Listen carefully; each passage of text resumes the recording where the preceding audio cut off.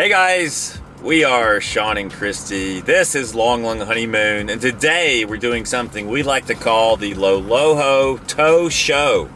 Woo! And as we tow, we're going to give you 7 tips for how to handle a car accident. And in this video, we're going to show you what happened when we got nailed from behind. Well, that's what happened.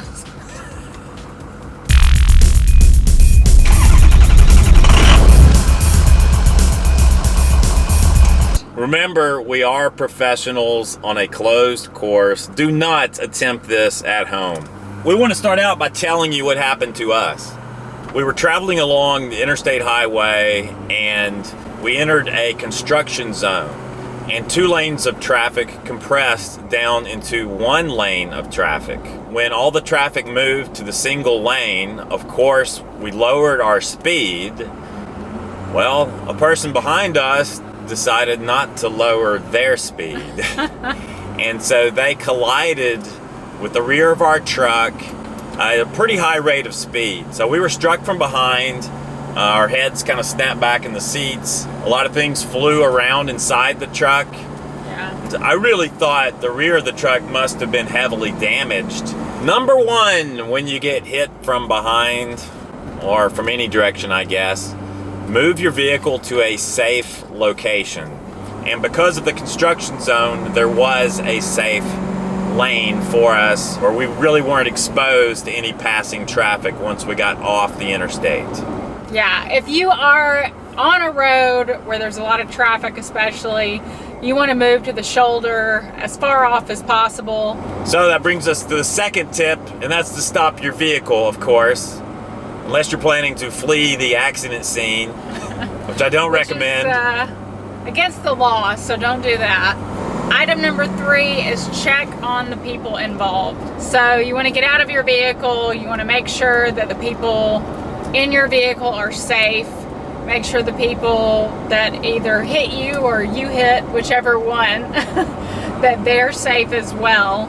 Of course, if people have significant injuries, you want them to stay put. Don't move people that have bad injuries if it's safe to leave them in the vehicle.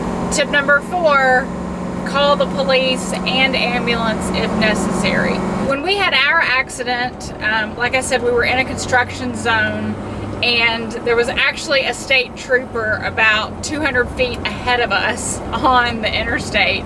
Now, sometimes you'll hear about people that have accidents and they'll both look at their vehicles and say, well, there's not really any damage, there's no need to call the police. That's at your own discretion, but I personally would call the police just for legal liability, for in the future if something were to come up, you would have a record of what happened. But it turned out to be very convenient because I literally walked 100 yards and walked up straight to the state trooper's vehicle and said, hey, can you come back and give us a hand? So number 5 is gather and exchange information with the other parties involved. And this is sort of where we fell short in this last accident. Normally, when you have a police officer or a sheriff involved, they take both parties' information, meaning your driver's license and your insurance card, and they write it up on their triplicate report page. Once they write out the report, each party involved gets a copy of that report immediately because it's a carbon copy form. You are given the other party's name, address, insurance information, phone number, etc. And that's what we were expecting to happen in this accident because the state trooper took everyone's license, driver's license, and insurance card. Well, when he came back to our vehicles, he didn't have a report to hand us. He said the way that state troopers do it is they go in and enter the information in their computers, and then it takes 5 to 7 business days to be available in their office for pickup. Our biggest mistake in this experience was we did not collect enough information at the scene. We still, to this day, have not seen a copy of the police report.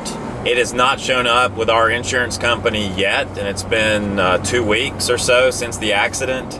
We learned from this situation, you need to be ready to write down The contact information, obviously like the name and phone number of the other parties involved, but also their insurance information, any contacts related to that insurance, and the make and model of the vehicles involved in the accident, maybe even the VIN numbers. Yeah, and if there were any witnesses that stopped and would give you, you know, their name and number to call in case you needed a witness, I think that's a great thing to have. We did get the name of the person that was the passenger in the car that hit us because she was actually the person responsible for the vehicle.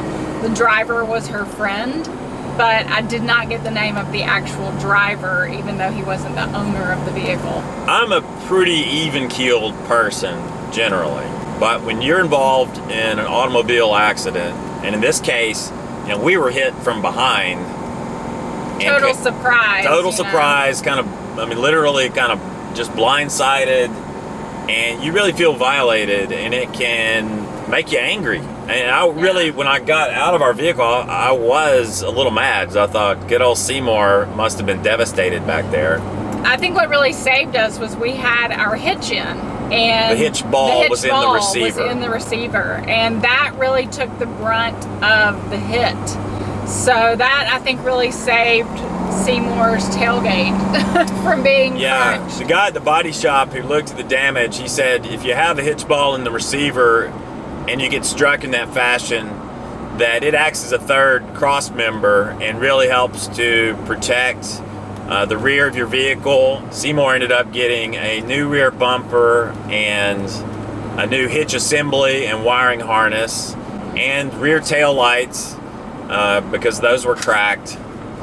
But overall, the damage was not nearly as severe as we had feared it might be. And we took this opportunity to have a clean, fresh look to the rear of Seymour, and we got a new Long Long Honeymoon decal on the back. Yep, courtesy of my brother. That's right. This sort of leads into point number 6, and this is Sean's area of specialty. Take photos and video. Document the accident scene. The first thing I did after the accident was grab my video camera and I started rolling the camera. Yeah. And so I was really recording not only images but also the audio. You know, if there was ever a dispute about the accident, quite often those moments right after an accident, that audio can be critical, really, to assessing what happened. It goes back to the adrenaline rush that you get when you're in an accident like that. You sort of aren't thinking 100% clearly, so you may not notice details that are important later. So again, documenting them is just helpful. And you can do it in a, you know, in-your-face kind of way. Just say, look, I'm gonna grab a few photos of this. I'm sure my insurance agent would want me to take these. You may wait until the police are there to do so, because you never know if you're going to be involved in an accident with someone who is argumentative or combative, and you obviously want to think about your personal safety. So again, I would wait till the police are there on scene before you do take photos and video.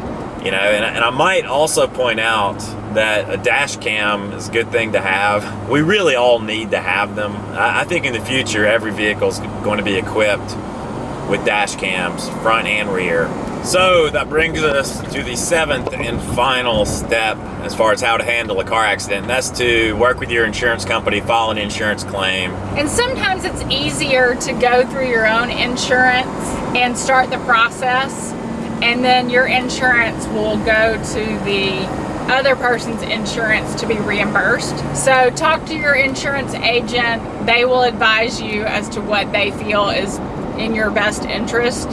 So, all right, guys, as always, thank you for tuning in. This is Long Long Honeymoon. We are Sean and Christy, and this has been the Loloho Tow Show. And I know some of you out there are going to give us a hard time for filming a show as we hurtle down the highway. I want to reassure you, this is all green screen. This is all done with Hollywood magic. We are not towing our Airstream along a highway. We are sitting in an air-conditioned studio in Hollywood, California. It's just like Jerry Seinfeld. RVers and trucks drinking ice-cold water. Rest assured, good old Seymour is still Trucking. He took a licking, he's still ticking. All right, guys. Until next time, I'm Christy. This is Sean. This is Long Long Honeymoon. If you haven't yet, please click that subscribe button down below. Also, click the bell icon to make sure you are notified every time a new Loloho video goes live. And if you're out there riding around in North America and you see a silver Airstream being towed by a white pickup truck, yes, it is probably us. It could be us. So wave, honk. Please don't collide with us from behind. Yeah, please don't do that. Be safe out there on the road. And until next time, Loloho. If you liked the video, give it a thumbs up. If you disliked it, give it a thumbs down. Feel free to leave a comment. And of course, don't forget to subscribe.